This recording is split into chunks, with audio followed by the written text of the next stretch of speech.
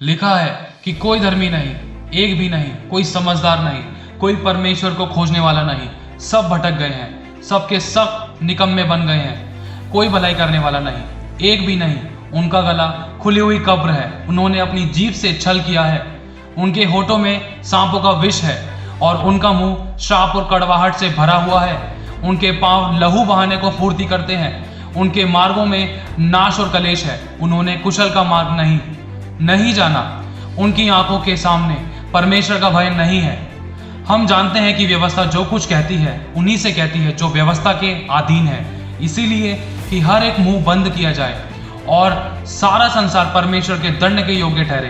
काम करने वाले की मजदूरी देना दान नहीं परंतु हक समझा जाता है, परंतु जो काम नहीं करता वरन भक्तिहीन के धर्मी ठहराने वाले पर विश्वास करता है, उसका विश्वास उसके लिए धार्मिकता गिना जाता है। जिसे परमेश्वर बिना कर्मों के धर्मी ठहराता है उसे दाऊद भी धन्य कहता है कि धन्य है वे जिनके अधर्म क्षमा हुए और जिनके पाप ढांपे गए। धन्य है वे मनुष्य जिसे परमेश्वर पापी ना ठहराए। धन्य है वे जिसके कामों का लेखा यहोवा ना ले। धन्य है वे जिसका पाप क्षमा किया गया। धन्य है वे जो परमेश्वर का वचन सुनते मानते और उस पर चलते हैं। धन्य है वे जिनका मुकदमा यहोवा लड़ता है।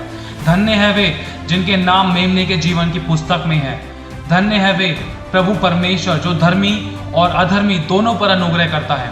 किसने अपने प्रधान को छोड़ दिया? किसने उसे लूटा है?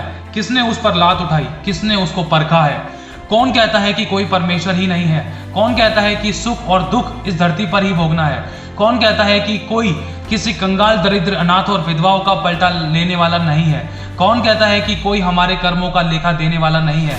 कौन कहता है कि कोई स्वर्ग और कोई नरक नहीं है? कौन कहता है कि कोई हमारे अधर्म को नहीं देखता? कौन कहता है कि हमने कभी कोई पाप नहीं किया? अब परमेश्वर यहोवा कहता है कि 6 वस्तुओं से यहोवा बैर रखता है, वरन 7 हैं जिनसे उसे घृणा आती है, अर्थात घमंड से चढ़ी हुई आंखें, झूठ बोलने वाली जीभ और निर्दोषों का लहू बहाने वाले हाथ, अनर्थ कल्पना गढ़ने वाला मन, बुराई करने वाले, वेग दौड़ने वाले पांव, झूठ बोलने वाला साक्षी और भाइयों के बीच में झगड़ा उत्पन्न कराने वाला मनुष्य। इस कारण जैसे अग्नि की लौ से खूंटी भस्म होती है और सूखी घास जलकर बैठ जाती है, वैसे ही उनकी जड़ सड़ जाएगी और उनके फूल धूल होकर उड़ जाएंगे, क्योंकि उन्होंने सेनाओं के यहोवा की व्यवस्था को निकम्मी जाना और इस्राएल के पवित्र के वचन को तुच्छ जाना है। इस कारण यहोवा का क्रोध अपनी प्रजा पर भड़का है और उसने उनके विरुद्ध हाथ बढ़ाकर उनको मारा है और पहाड़ कांप उठे हैं और लोगों की लोथ सड़कों के बीच कूड़े की सी पड़ी है।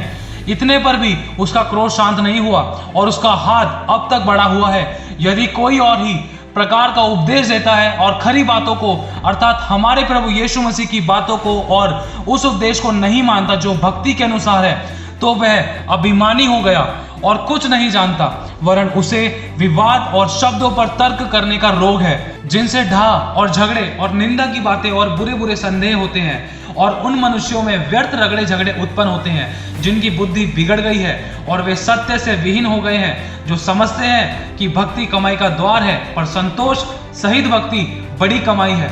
क्योंकि ना हम जगत में कुछ लाए हैं और ना कुछ ले जा सकते हैं, और यदि हमारे पास खाने और पहनने को हो तो इन्हीं पर संतोष करना चाहिए। पर जो धनी होना चाहते हैं वे ऐसी परीक्षा और फंदे और बहुतेरे व्यर्थ और हानिकारक लालसाओं में फंसते हैं जो मनुष्य को बिगाड़ देती है और विनाश के समुद्र में डुबा देती है।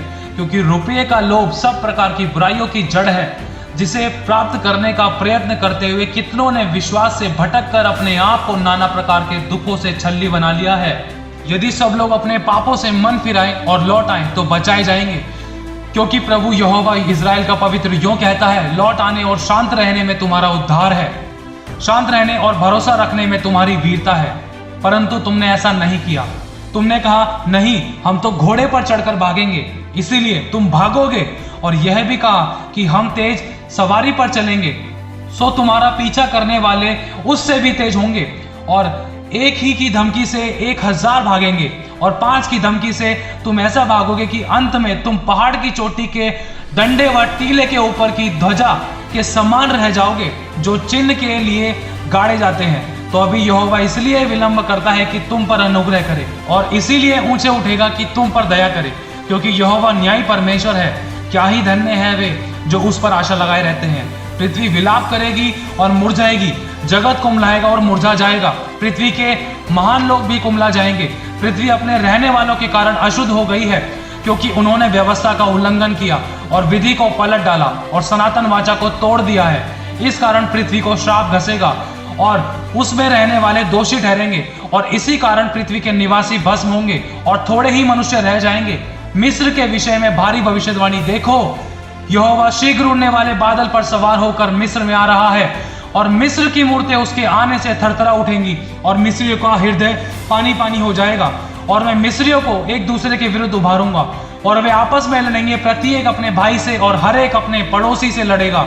नगर नगर में और राज्य राज्य में युद्ध छिड़ेंगे, और मिस्रियों की बुद्धि मारी जाएगी, और मैं उनकी युक्तियों को व्यर्थ कर दूंगा, और वे अपनी मूर्तों के पास और ओजों और फुसफुसाने वाले टोनों के पास जा जाकर उनसे पूछेंगे, परंतु मैं मिस्रियों को एक ऐसे कठोर स्वामी के हाथ में कर दूंगा, और एक क्रूर राजा उन पर प्रभुता करेगा। प्रभु सेनाओं के यहोवा की यही वाणी है। और समुद्र का सारा जल सूख जाएगा, और महानदी सूख कर खाली हो जाएगी, और नाले बसाने लगेंगे, और मिस्र की नहरें भी सूख जाएंगी, और नरकट और हुगले कुम्हला जाएंगे। नील नदी के तीर पर के कछार की घास और जो कुछ नील नदी के पास बोया जाएगा वह सूख कर नष्ट हो जाएगा, और उसका पता तक ना लगेगा। तब यदि मेरी प्रजा के लोग मेरे कहलाते हैं, दीन होकर प्रार्थना करें और मेरे दर्शन के खोजी होकर अपनी बुरी चाल से फिरे, तो मैं स्वर्ग से सुनकर उनका पाप क्षमा करूंगा और उनके देश को ज्यों का त्यों कर दूंगा। प्रभु यहोवा यो कहता है, वह जो है और जो था और जो आने वाला है, जो सर्वशक्तिमान है, यह कहता है कि मैं ही अल्फा और मैं ही ओमेगा हूँ। उसकी उपस्थिति में सावधानी से चलो, डरते कांपते रहो और थरथराते रहो, और पश्चाताप करो, अपने बिछौनों को आंसुओं से भिगो डालो, क्योंकि यहोवा का दिन निकट है। प्रभु आपके मन की आंखें ज्योतिर्मय करे।